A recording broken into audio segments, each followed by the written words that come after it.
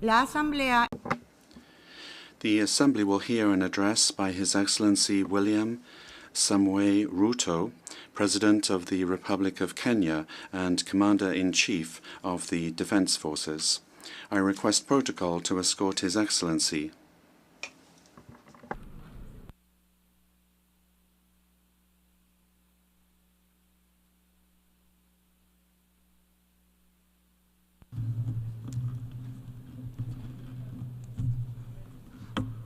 Your Excellency, President of the 79th session of the United Nations General Assembly, Ambassador Philemon Yang, United Nations Secretary General Mr. Antonio Guterres, Excellencies, Heads of State and Government, distinguished delegates, ladies and gentlemen. I congratulate you, Ambassador Philemon Yang, on your well-deserved election as President of this session of the General Assembly. Mr. President, I welcome the choice of your theme, Unity in Diversity for the Advancement of Peace, Sustainable Development, and Human Dignity for Everyone, Everywhere, which resonates with the core principles of the 2030 Agenda and aligns closely with the core values and mission of the United Nations. Excellencies, the world is at a challenging moment and in a most precarious international security dispensation. The promise of the United Nations Charter to save succeeding generations from the scourge of war has been profoundly shaken. From land to sea, and from air to the outer space, global peace, security, and stability are increasingly under threat. Conflicts and tensions pervade every frontier, undermining the collective security that international cooperation seeks to uphold. Cases of polarizing narratives, factionalism, social upheavals, organized crime, war, and stockpiling of weapons of mass destruction are at an all-time high. Great power rivalry is intensifying, provoking regional competition and inducing geopolitical and geoeconomic realignments and tensions. The subtle nuances of them versus us has produced negative coalitions, wars, tensions, as well as eroded trust and confidence in global multilateral system. From Gaza to Darfur, Ukraine, Yemen, Eastern DRC, the Sudan, the Sahel, and the criminality in Haiti, conflict is inflicting a trail of destruction of life and livelihoods in historic proportions. These conflicts have become battlegrounds for armed factions, external interventions, and proxy wars, resulting in unprecedented anarchic situations and long-lasting negative repercussions on global stability and economic development. The world cannot realize durable peace, security, and shared prosperity when emphasis is being put on what divides rather than what brings us together. We must therefore promote approaches that support positive competition for all. The perilous security landscape is further complicated by emerging threats stemming from human advancement. Cybersecurity threats and sophisticated cyber attacks on critical infrastructure pose significant risks to national security and global stability. Furthermore, the proliferation of advanced technologies such as artificial intelligence in the military domain and autonomous weapons systems has introduced new challenges for arms control and international regulation. Regrettably, the world's most powerful states have increasingly chosen unilateralism and militarization over dialogue and diplomacy. As a consequence, the capacity of our multilateral institutions to maintain and enforce peace, even in national crises with significant regional impacts, is severely undermined. Even worse, a resurgence of nuclear arms race, buoyed by the intensifying geopolitical rivalries and tensions, has made the possibility of a catastrophic nuclear warfare a real possibility. Our vision of a world free from nuclear weapons and other weapons of mass destruction is dying incrementally.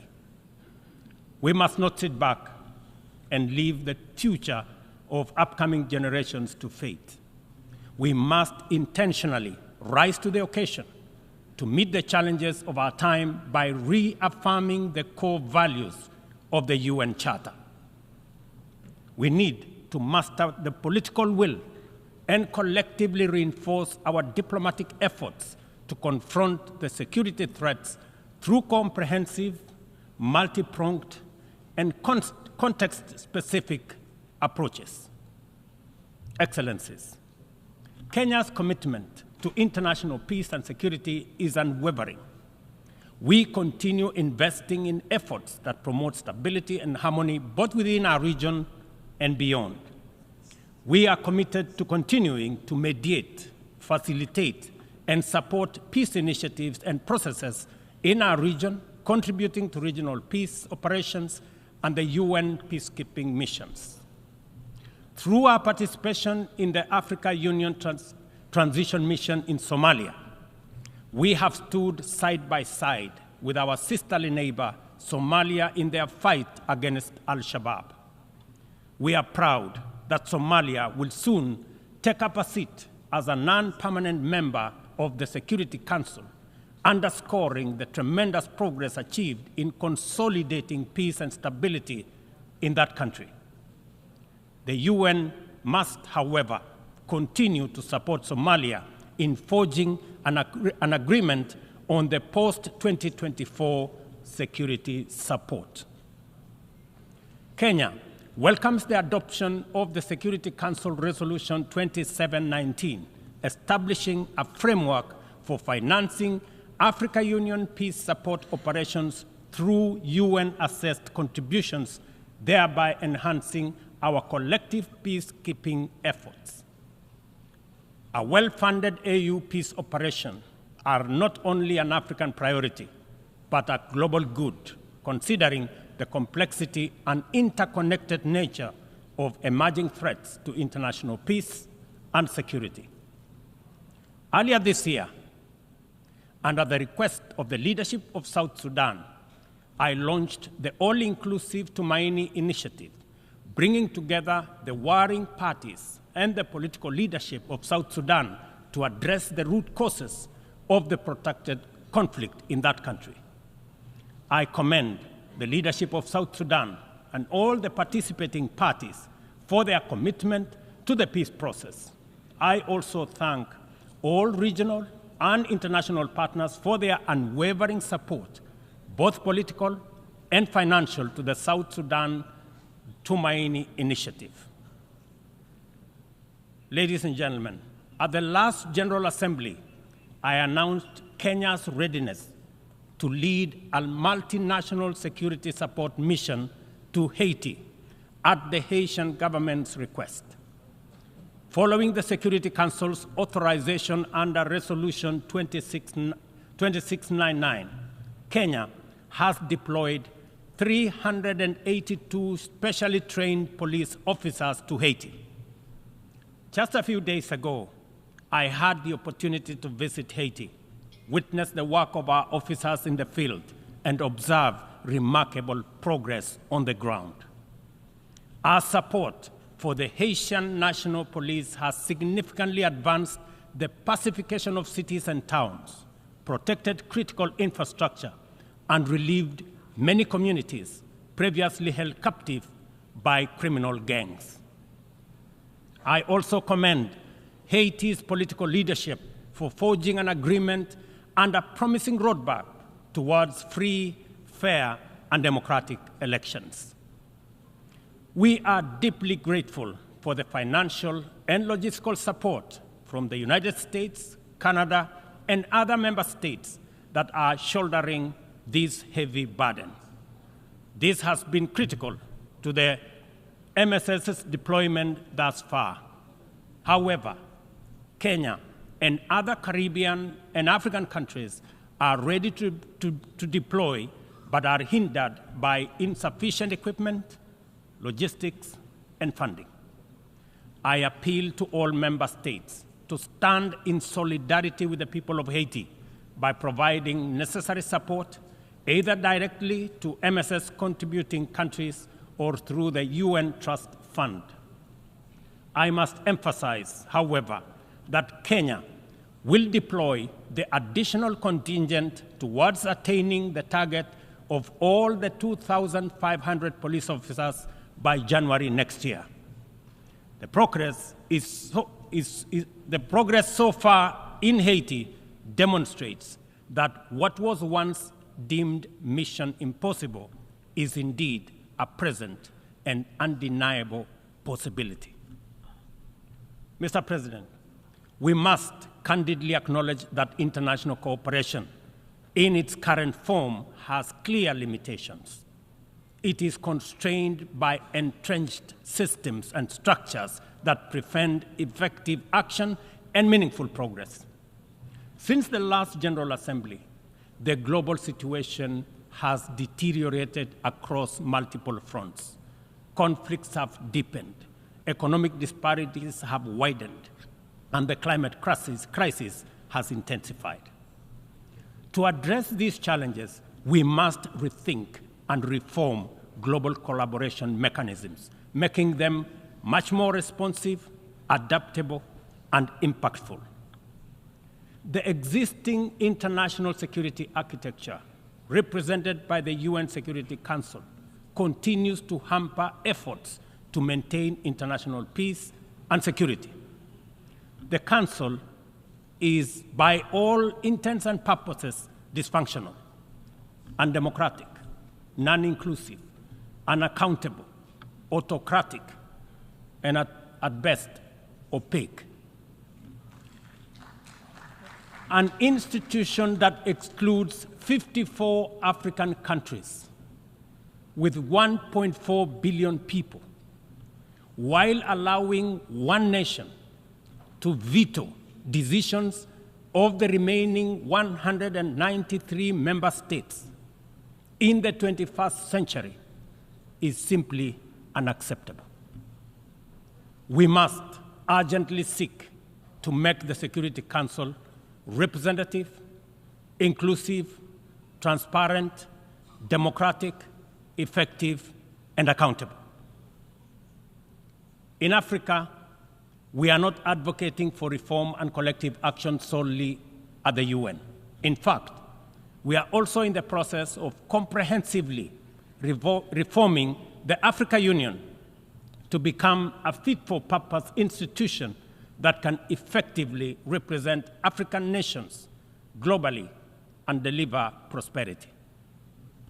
Excellencies, peace and development are inseparable pillars. One cannot flourish without the other. Yet, the 2024 Sustainable Development Goals report paints a bleak picture. Only 17% of targets are on track. Nearly half show minimal or moderate progress, and over one-third have stalled or regressed. The COVID-19 pandemic, escalating conflicts, geopolitical tensions, and climate change have severely impacted progress towards the SDGs and the Paris Agreement goals. Inadequate and unsustainable means of implementation, particularly in financing, technical support, and capacity building, continue to obstruct our efforts to realize the 2030 agenda. Biased methodologies employed by credit rating agencies further disadvantage African countries, making it more difficult to access affordable financing from international capital markets. Additionally, unilateral economic, financial, and trade measures not only impede the full achievement of economic and social development, but also undermine the principles of international cooperation, mutual respect, and sovereignty. Let us pause and reflect on the true significance of this predicament.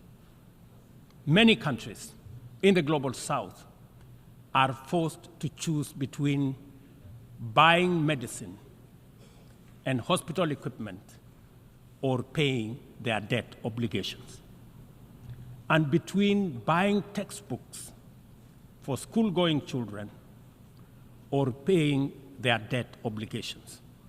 They are forced to choose between hiring teachers and making sure that there is equipment in schools or paying their debt. I can go on and on. This is not an abstract illustration detached from daily reality, but the normal experience of millions of ordinary people. One must wonder what goes on in the minds of those who prioritize economic returns over people. Ladies and gentlemen, what really happened to humanity? Addressing these deep-rooted challenges requires transformative changes to build a more equitable and resilient global framework. We have outlined many of these solutions in the Pact of the Future, demonstrating our clear understanding of what needs to be done. However, we have yet to master the political will necessary to turn these commitments into action. It is a fundamental principle of development that no nation can achieve lasting prosperity if its neighbors remain impoverished. Our economies are interconnected, and the well-being of one directly impacts the other. We must ensure that developing countries have the necessary foundations to claim their rightful place in the 21st century global economy. This is not just a moral and fair imperative.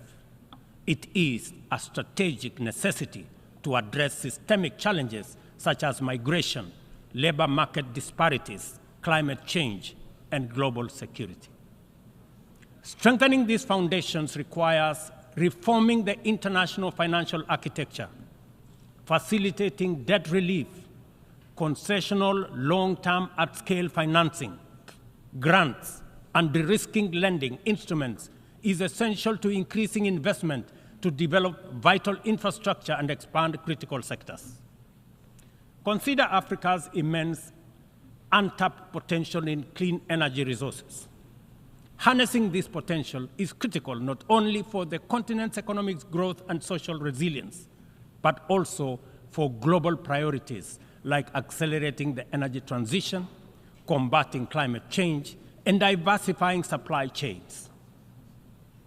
Energy-hungry industries such as data centers, mineral processing, and manufacturing are seeking clean and affordable sources which Africa can provide in abundance.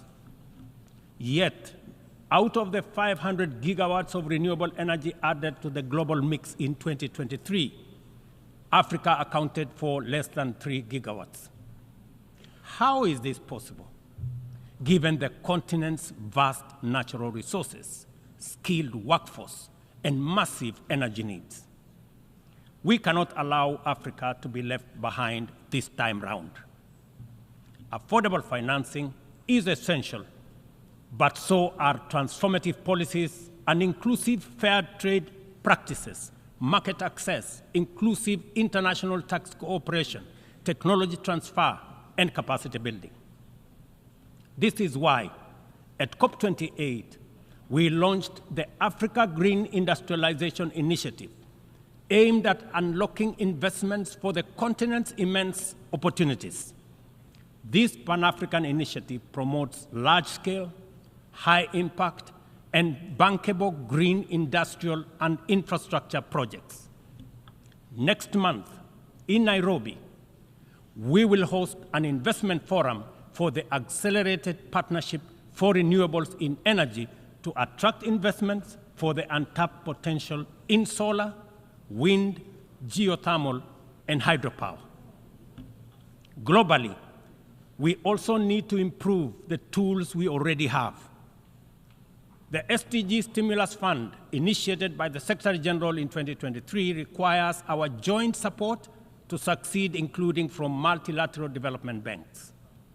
Similarly, replenishing the International Development Association, IDA, is essential to provide concessional loans to the world's poorest nations.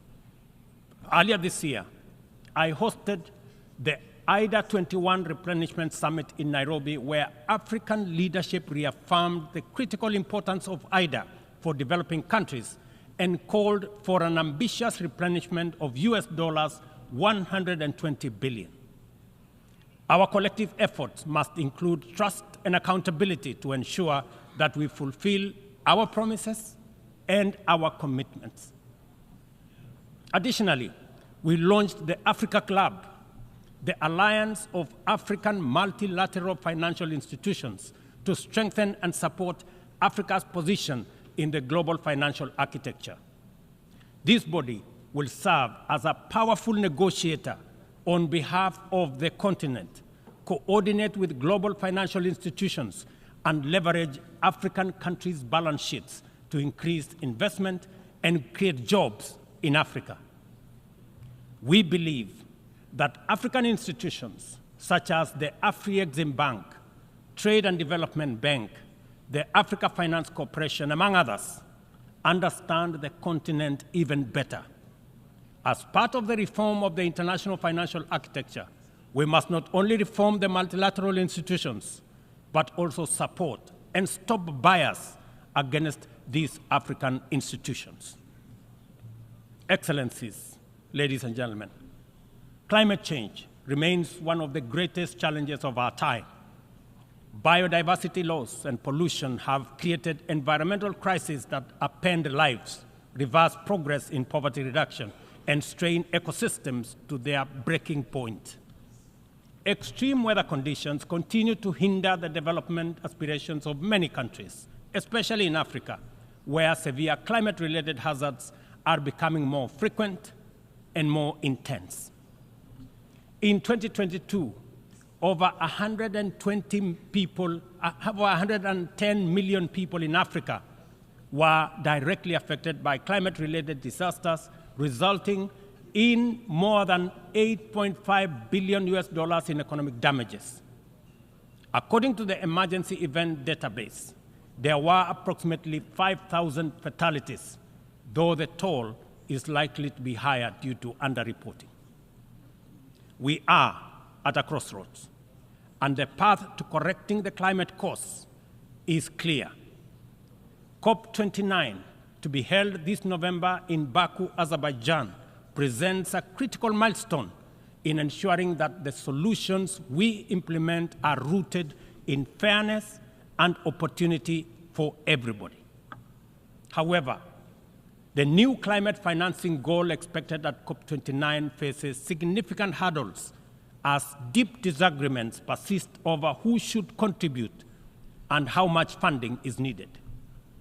Without swift resolution, these divisions risk derailing our collective progress on climate action, just as the global situation becomes increasingly urgent. Let me be clear. Political posturing and inaction will neither protect the vulnerable from the consequences of a runaway climate crisis, nor save our civilization from ecosystem collapse.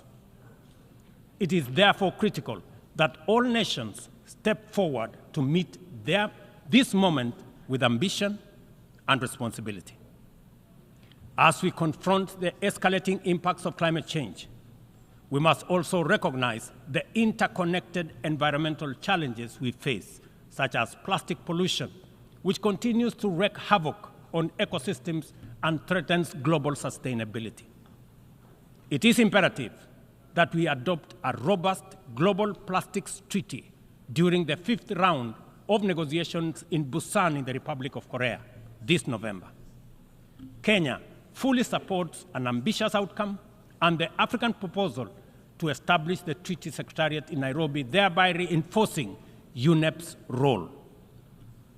It is indeed unfortunate and regrettable, ladies and gentlemen, that UNEP is the only body where secretariats of conventions created under it are increasingly being carved out and located elsewhere.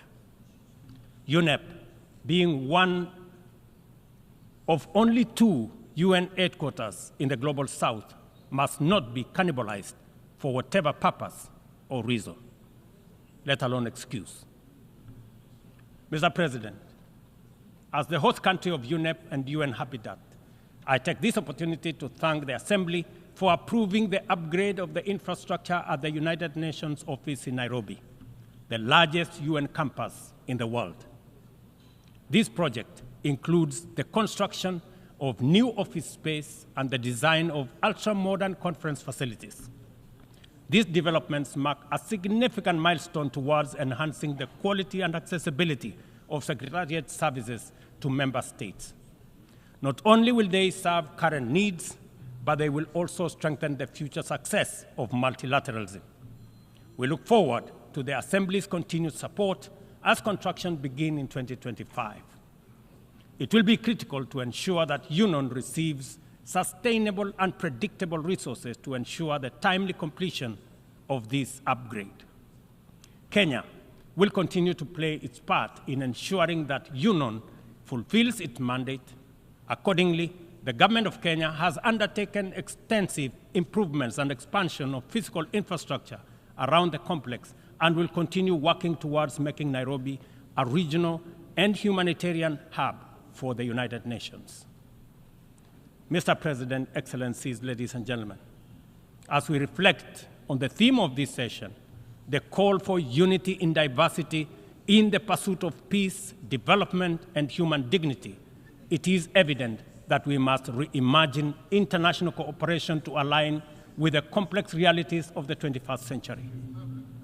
Our actions must reflect our ambition and commitment to a world where progress is measured not just by economic growth, but by the well-being, rights, and dignity of every person. The challenges we face, from climate crisis to economic inequality, demand a bold rethinking of how we work together, grounded in mutual respect and shared responsibility. The achievement of the Sustainable Development Goals cannot be reserved for the privileged few. It must be a shared success that uplifts all nations, transcending borders and disparities. Our collective efforts to combat climate change must be rooted in fairness and equity, ensuring that no nation or community bears a disproportionate burden. This is our shared journey. We must have a say in the choices we make. We must move beyond outdated paradigms of power and influence to create a system of international cooperation that reflects the aspirations and dignity of every human being. We must embrace a new vision of global solidarity, one that upholds the principles of equity and inclusivity. It is within our power to build a world that embodies the true spirit of the United Nations, a world where every voice is heard, every life is valued, and global progress is shared by all.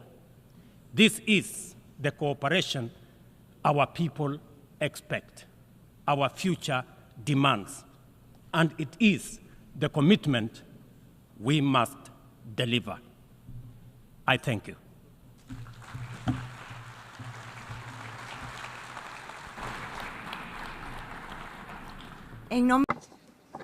On behalf of the Assembly, I wish to thank the President of the Republic of Kenya and Commander-in-Chief of the Defense Forces.